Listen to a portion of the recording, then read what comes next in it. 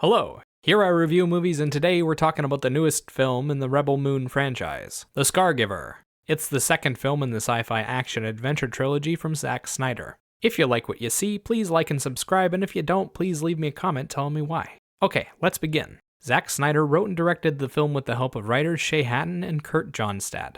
Sophia Boutella stars as the lead Cora, Mikhail Hausman appears as her sidekick and lover Gunnar, and Ed Skrein returns to play the resurrected villain Admiral Noble. I'm not gonna lie to you, this film takes excess to a whole new level. While watching it, I was constantly left wondering, has Snyder turned into a parody of himself? It spends so much time on slow motion that I honestly started speeding up the movie. Having said that, there are good things about this film, all of them coming from the production side of things. The visuals, for example, include beautiful landscapes and characters dressed in ridiculously campy fantasy outfits fighting in an all-out war for their home. There's explosions, large-scale CGI ship-to-ship battles, and huge ground skirmishes. They even managed to sneak in a few fisticuffs and a lightsaber finale. For fans of fantasy, this movie has everything you could ever want. If you're into the style, you're in for a massive dose of it. It's also backed by music that is impressively well crafted, songs that feel epic and make each and every moment feel important. Orchestral music with a grand fantasy sound carries most of the emotional journey and builds out the atmosphere in every location.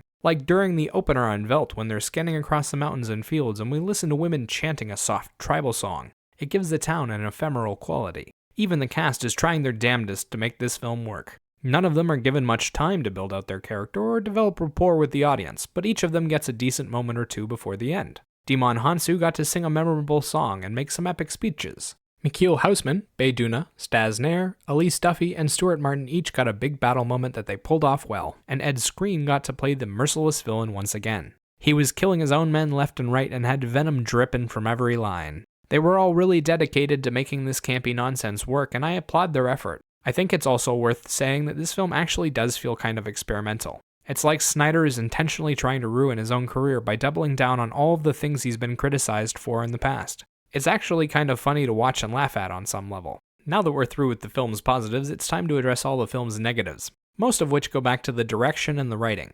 The story starts by negating everything that happened in the previous film. They didn't destroy the ship, they didn't stop the Admiral, and so they ended up doing the fight they were gearing up for anyway. It's set up lazily, and the writing is on par with, and somehow Palpatine returned. Then from there it wastes a bunch of time on slow motion shots of the heroes harvesting grain, before rehashing all of their backstories from the first film, but in even less time. Suddenly, the villains show up, and from then on, events just happen without rhyme or reason, and the battle swings back and forth at random to try and create some kind of tension. The film doesn't expand on the characters at all or build any rapport with the audience, so you don't even care when they die. You're just watching to see if anything cool happens. The actors' performances really suffer from it. You want to get into their big emotional speeches. You want to care about them, but they're just a two-line backstory and a few shots of them harvesting grain.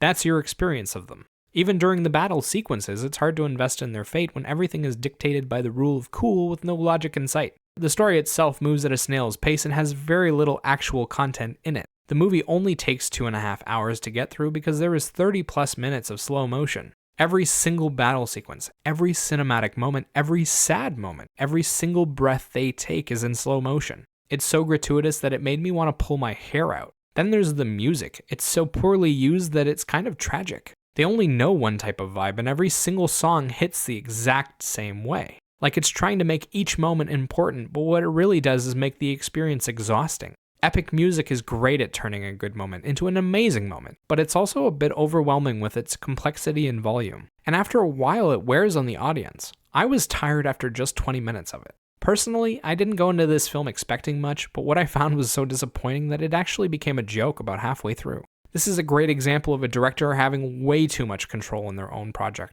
It's mind-blowing that you can take such good actors, a budget that's over the moon, and a soundtrack that was clearly written by an experienced team and create something comparable to The Room. Tommy Wiseau should be proud of Mr. Snyder. As for a rating, I give this film a 4 out of 10 purely for the production side of things. Remember, these are just my thoughts on the film. Let me know what you think in the comments below. Bye-bye.